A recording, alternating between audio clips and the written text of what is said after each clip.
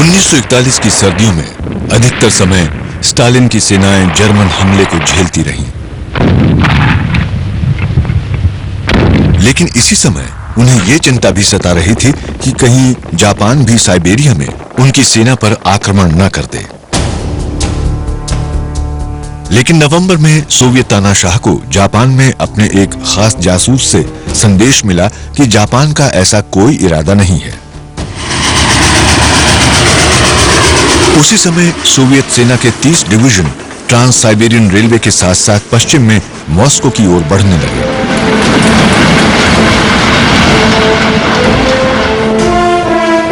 वो सर्दियों में लड़ने के लिए पूरी तरह लैस और ट्रेनिंग लिए हुए सैनिक थे। दिसंबर के शुरू तक 5 लाख और सैनिक राजधानी में मोर्चा संभाल चुके थे।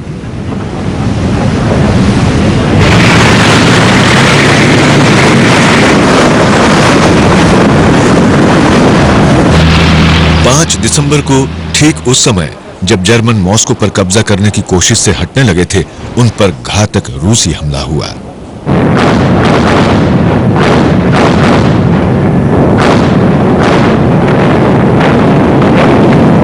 पहले तो भारी सोवियत गोलाबारी की बौछार हुई, फिर टिड्डी दल की तरह बढ़ते T-34 टैंकों ने जर्मन सुरक्षा को भेद डाला। जिस दुश्मन के बारे में वो सोच रहे थे कि वो थककर चूर हो चुका है, उसी के जबरदस्त हमले से हक्के बक्के जर्मन घबराने लगे थे। सोवियत सेनाएं जर्मन सेना को चीरती हुई बढ़ती ही जा रही थीं।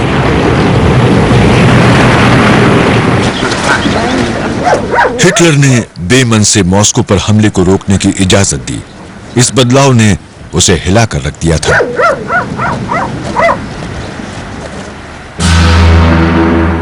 19 दिसंबर को उसने अपने मुख्य commander in chief field marshal Walther von Brauchitsch को हटा दिया और खुद कमान संभाल ली।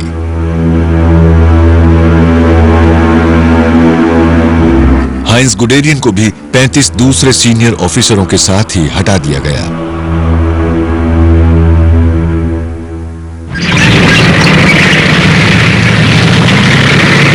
हिटलर ने हुक्म दिया कि अब कोई पीछे नहीं हटेगा। जर्मन सेनाएं मुकाबला करेंगी और अगर वक्त आया तो वहीं अपनी जान भी देंगी।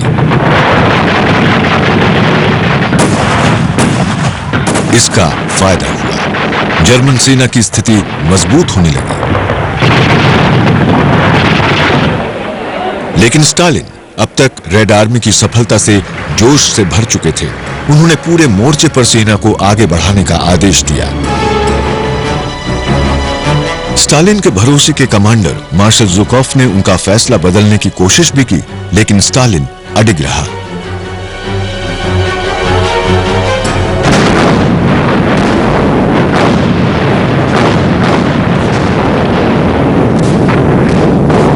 अगले 4 महीनों तक जर्मनों की सुरक्षा चौकियों के इर्द गिर्द लड़ाई चलती रही, लेकिन कोई नतीजा नहीं निकला।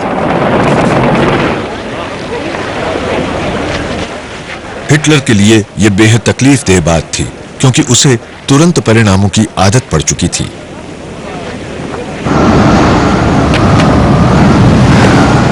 लेकिन इस बार वो सोवियत यूनियन में खतरनाक तरीके से फंस चुका था। उसका मुकाबला ऐसे दुश्मन से था जो किसी तरह भी लड़ाई छोड़ता नजर नहीं आ रहा था। लेकिन रूस उसके लिए इकलौती मुसीबत नहीं थी। 7 दिसंबर सन 1941 को जर्मनी के मित्र जापान ने बिना चेतावनी अमेरिका पर हमला बोल दिया। हिटलर ने भी बिना सोच विचार के अमेरिका से युद्ध का ऐलान कर दिया। बिना किसी योजना के वो एक भारी भरकम नए दुश्मन से जा टकराया था। 1941 खत्म हुआ और 1942 शुरू हुआ। हिटलर रूस पर हमला जारी रखने के फैसले पर अड़ा रहा, लेकिन उसे एक नई रणनीति की जरूरत थी। पूरे मोर्चे पर लड़ाई जारी रखना अब अक्लमंदी नहीं थी।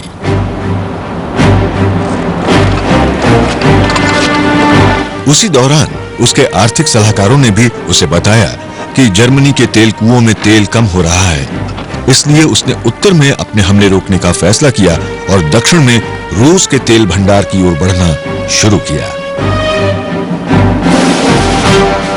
ऑपरेशन ब्लू नाम की इस रणनीति की शुरुआती योजना तैयार कर ली गई। योजना ये थी कि एक हमला कार्कोफ के दक्षिण में होगा, आर्मी ग्रुप ए तेल भंडारों पर कब्जा करने के लिए बढ़ेगा और आर्मी ग्रुप बी इसे रिवर डॉन के साथ साथ कवर देगा।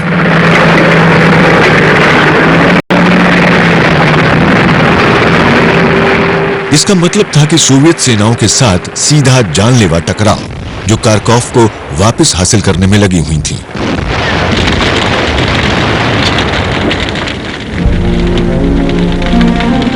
और 2 लाख सोवियत सैनिक बंदी बना लिए गए। 70,000 सैनिक मारे गए।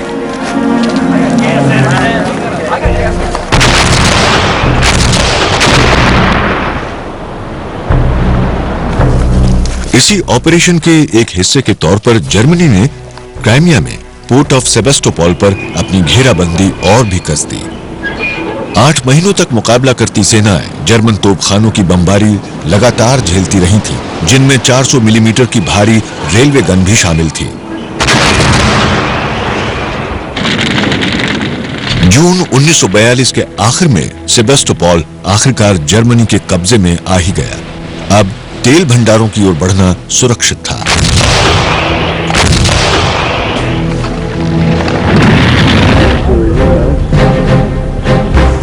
हिटलर ने अब कुछ ऐसे फैसले लिए जो आगे चलकर भारी भूलों का एक सिलसिला ही साबित हुए।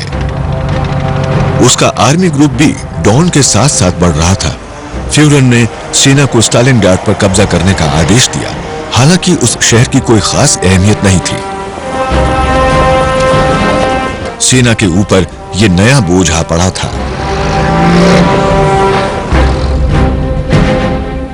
2 हफ्ते बाद हिटलर ने अपनी गलती को और भी बड़ा कर दिया। कॉकेसस में सेना की धीमी रफ्तार से झुंझलाए हिटलर ने अपने पैंजर की बड़ी संख्या नीचे पहाड़ियों की ओर रवाना कर दी। स्टालिनग्राड की तरफ सेना साफ तौर पर कम होती नजर आने लगी।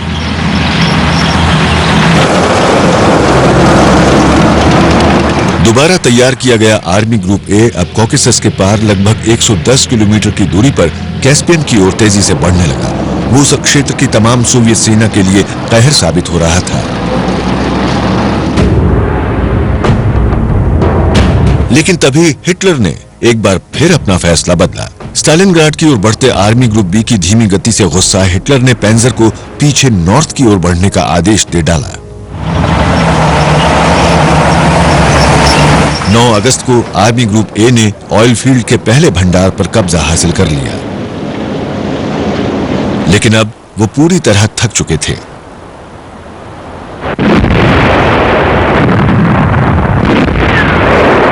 नए ताजादम सैनिकों के बिना आगे बढ़ना मुश्किल था और सेंट्रल कॉकेसस के विशाल तेल भंडार और कैस्पियन सी के करीब के तेल के कुएं अभी भी उसकी पहुंच से बाहर थे। लेकिन अब तक हिटलर का ध्यान फिर से पलट चुका था। अगस्त के अंत में जर्मन सेना स्टालिनग्राड के बिल्कुल करीब थी।